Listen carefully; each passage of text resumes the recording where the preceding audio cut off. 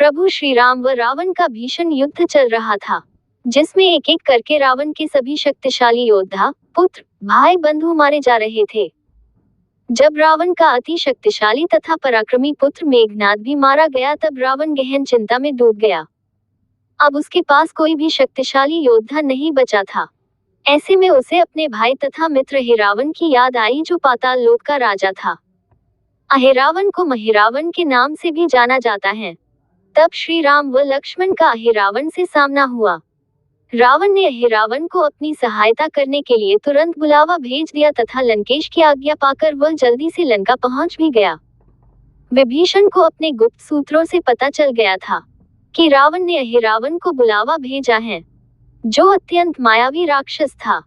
इसलिए उसे प्रभु श्री राम तथा लक्ष्मण की सुरक्षा की चिंता सताने लगी। विभीषण ने श्री राम तथा लक्ष्मण की सुरक्षा करने के उद्देश्य से हनुमान जी को सबसे उपयुक्त समझा तथा उन्हें श्री राम की सुरक्षा में तैनात किया। श्री राम तथा लक्ष्मण सुबेल पर्वत पर अपनी कुटिया में सो रहे थे तथा बाहर हनुमान जी पहरा दे रहे थे। हनुमान जी ने कुटिया के चारों ओर सुरक्षा का अभेद्य घेराव बना दिया था, जिसके अंदर किसी मायावी शक्ति का प्रवेश करना असंभव था। जब अहिरावण भगवान श्री राम तथा लक्ष्मण का अपहरण करने पहुंचा, तब वह कुटिया के अंदर प्रवेश करने में असमर्थ था। ऐसे में उसने एक चाल सोची तथा विभीषण का भेष बनाकर हनुमान जी के पास गए। हनुमान जी उसकी चाल में फंस गए तथा उसे कुटिया में प्रवेश दे दिया। अंदर पहुंचकर अहिरावण ने श्री राम व लक्ष्मण का पत्थर की शिला सहित अपहरण कर लिया तथा तेज गति से उन्हें पाताल लोक ले गए। विभीषण को इस दुखद घटना का समाचार जैसे ही मिला, तो उन्होंने हनुमान जी को जल्द से जल्द पाताल लोक जाकर श्री राम व लक्ष्मण की सहायता करने को कहा।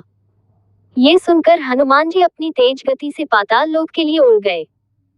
पाताल लोक के द्वार पर हनुमान जी की भेंट अपने पुत्र मकरध्वज से हुई, जो वहां का सुरक्षा प्रहरी था। लेकिन अपने पिता को सामने देखकर भी उसने अपनी स्वामी भक्ति नहीं छोड़ी। तब दोनों के बीच भीषण युद्ध हुआ, जिसमें अंततः मकरध्वज की पराजय हुई। हनुमान जी ने उसे वही बंदी बना लिया तथा पाताललोक में प्रवेश किया।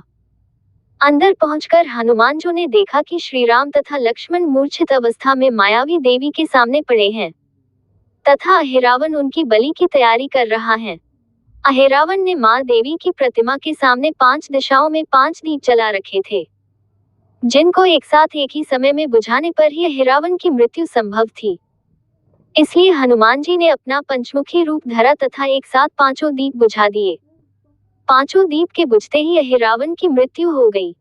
उसके पश्चात हनुमान जी ने श्री राम तथा लक्ष्मण को बंधनों से मुक्त किया तथा पुनः पृथ्वी लोक चले गए। जाने से पूर्व श्री राम ने मकरध्वज को पाताल लोक का राजा घोषित कर दिया।